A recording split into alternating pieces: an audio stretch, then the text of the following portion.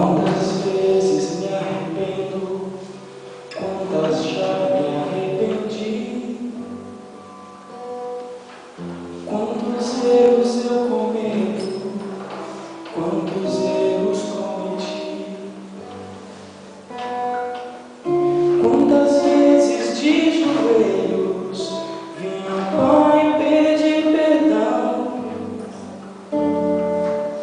mas nenhuma vez sequer meu bom Deus me disse não, pois Deus perdoa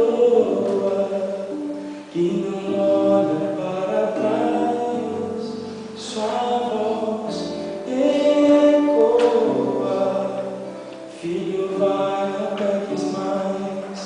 E se alguém já perdoado, outra coisa errada fez.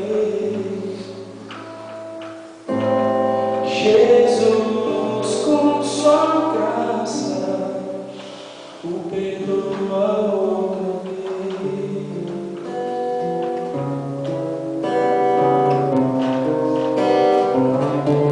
O santo não é aquele que sem pecar viveu, é aquele que insiste em ter Cristo ao lado seu. Se pra armadilha do inimigo está difícil dizer não, Jesus Cristo te dá forças para vencer a tentação, pois Deus perdoa e não olha para trás, sua voz ecoa, filho, vai, não peques mais. E se alguém já perdoado, outra coisa errada fez.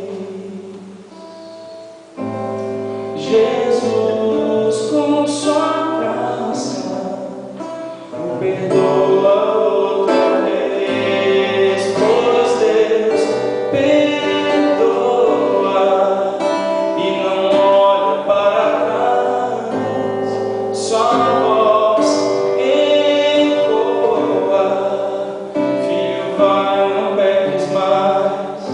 E se alguém já perdoado, outra coisa errada fez. Jesus, com sua graça, o perdoa outra vez. Jesus, com sua graça, te perdoa outra vez.